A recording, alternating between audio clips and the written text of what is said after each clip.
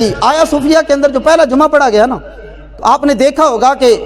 وہ ڈاکٹر خطیب جو اوپر تشریف لائے ان کے ہاتھ میں تلوار تھی، تو یورپ نے کہا جی خطیب نے ہاتھ میں تلوار کیوں پکڑی ہے؟ میں نے کہا تو ہاتھ میں جو مرضی پکڑے، تو شام کو بھی تباہ کر دے، تو فلسطین کو بھی تباہ کر دے،